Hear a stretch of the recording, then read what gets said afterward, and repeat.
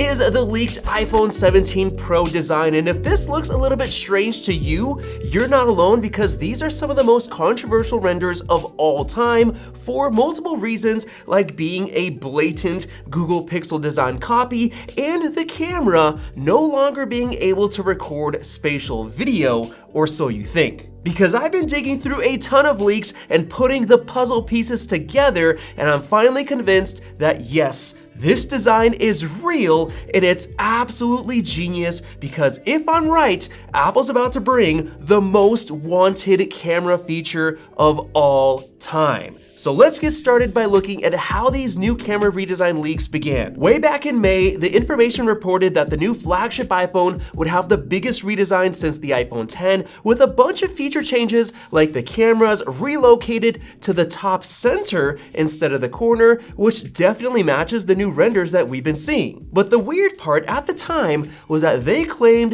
that it would have an aluminum chassis, which doesn't really make sense at all since Apple usually uses premium materials like stainless steel and titanium for their flagship iPhones. And because of that little detail, a lot of publications assumed that this wasn't talking about the flagship iPhone at all, and they accidentally started mixing up leaks for the iPhone 17 Pro with leaks for the new iPhone Air, which is supposed to be super thin, have only one camera on the back, have a 6.5-inch display, and be less expensive than the Pro models, which has recently been confirmed. But the one we're talking about in this video is the one with a triple camera design, being the Pro and Pro Max models. Now, a few months later in November, we got a huge updated leak from the information claiming that all of the iPhone 17 models will be switching to aluminum frames because the back design will be fully redesigned, with the top section being made out of aluminum with a fully aluminum camera bump rather than the traditional 3D etched glass that Apple is using right now, and then the bottom half of the rear will continue to be made out of glass to support wireless charging. So after that, we started getting a lot of these awesome looking renders showing exactly that, with a cool frosted glass bottom portion as well as an aluminum camera bump, which looks really similar to the Pixel. We also got this render, which looks like a supply chain leak, but it's not, and it looks great, helping us imagine why Apple would switch to aluminum since the titanium would be way too expensive to use that much for the entire camera bump, and it just wouldn't make that design work. So aluminum is definitely the better option, and it's better for heat dissipation as well. And then just a few days ago, Weibo leaker Digital Chat Station confirmed that the supply chain materials they have seen appear to confirm that this new camera module design is real, with the module having an elongated oval shape. And that's exactly what renders from Russian YouTuber Wilsacom showed, with an elongated black glass camera bump. But I personally think that these renders make more sense because the information said that the camera bump is aluminum and not glass. So I think that each camera lens will be split up into its own bump like this. And I think it makes more sense for two reasons. Number one is that the bump will have steps in thickness like it has right now. So it won't just be a huge, thick, oval bump, but only the smaller bumps will stick out more. And number two is that Apple uses very expensive sapphire glass for their camera bumps since they don't scratch as easily as regular glass, and it's honestly a must-have for camera bumps. So making a huge oval piece of sapphire glass would be way too expensive. So this is what I think the final design will look like.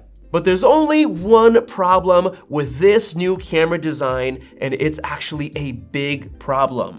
Big enough to make some people think that these leaks are all fake. But don't worry, I figured it out, and Apple's gonna solve this by introducing the most genius, innovative camera feature of all time. And that big problem that Apple's gonna solve is that this design seemingly does not support spatial video recording. This was actually a big enough deal that Apple completely redesigned the camera bump on the iPhone 16 to make sure that the two rear cameras align side by side when you record video horizontally to support spatial video recording. But what if there was a way that you could make this new leaked leaked rectangular camera bump support spatial video recording. Well, are you ready for this? What if you could hold your iPhone vertically like this, but record horizontal video in 4K resolution at 60 FPS? Or even better, what if it could record both vertical and horizontal video at the same time? This right here is the most requested camera feature of all time to solve the age-old problem of trying to figure out if you should shoot vertical video for a special moment so that it's social media friendly, or if you should shoot horizontally to make it more cinematic and TV friendly to watch later. But why not both at the same time in real time? So I started trying to figure out how Apple could make this happen, and I thought maybe Apple's gonna switch to using square sensors, which have the same pixel count vertically and horizontally. But I had this realization that Apple won't need that at all. For the last couple of years, we've had a really cool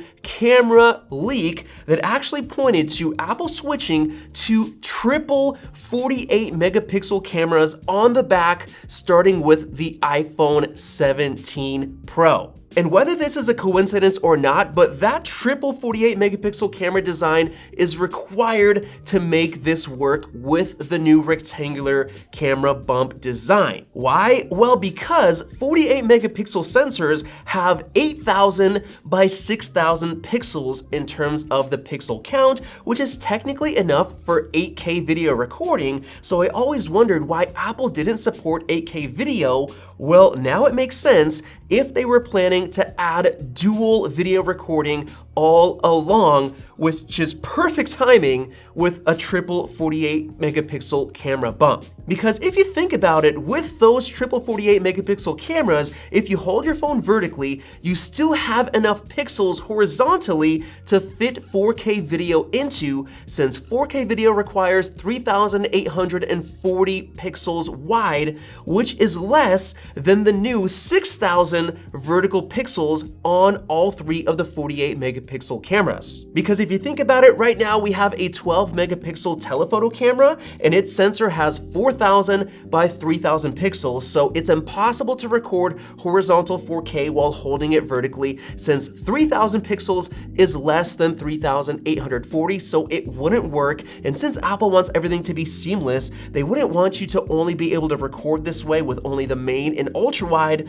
while disabling the telephoto. And that's why they're waiting until they have all three of the rear cameras have 48 megapixel sensors so that you can record 4K video with any lens while holding your phone vertically. And if you think about it, the new A19 Pro chip is gonna be fast enough to support dual video recording, because it's basically already fast enough to shoot HDR, which combines multiple frames in real time to improve HDR, or same thing for recording 4K video at 120 FPS, you're basically using double the processing power. So Apple can simply record two video streams at the same time with the same lens, one vertically and one horizontally at 60 FPS, and it'll use the same amount of processing power and storage as 4K 120. They just really need a really fast sensor, which they already have with their super fast Sony sensors, as well as really good software to be able to pull and combine data from the center where the vertical and horizontal recording overlaps. I think Apple can do it. And they also need to store it properly so that you can edit. And this is actually similar to how Apple allows you to adjust the cinematic video blur in post while editing to change the focus point in real time, which is just genius. So Apple can easily pull off a new editing feature where you click edit on the video and switch between vertical and horizontal video, which it recorded at the same time. And then you can simply airdrop it in the format that you like, and both of them will be full quality 4K. And Apple can even go further by adding automatic subject tracking and cropping to the vertical video so that the final frame can move side to side to accommodate a moving subject within the sensor, which sounds crazy complicated, without having the subject get cut off. That would be absolutely genius, having the sensor and just moving like this to track and basically stabilize a moving subject. That right there is quite literally the only way that Apple can make the new rectangular camera design support spatial video recording while solving the age-old problem of trying to figure out which way to hold your phone to record video. It's absolutely genius, and it'll be an instant upgrade for myself and pretty much anybody out there that cares about cameras if Apple actually goes for it, and I think it's the only way possible. So with that said, let me know your thoughts on this crazy idea and if Apple's actually gonna make this come to fruition and solve that spatial recording problem. So let me know your thoughts down below and subscribe above for more videos like this one. Thanks for watching, and we'll see you in the next video.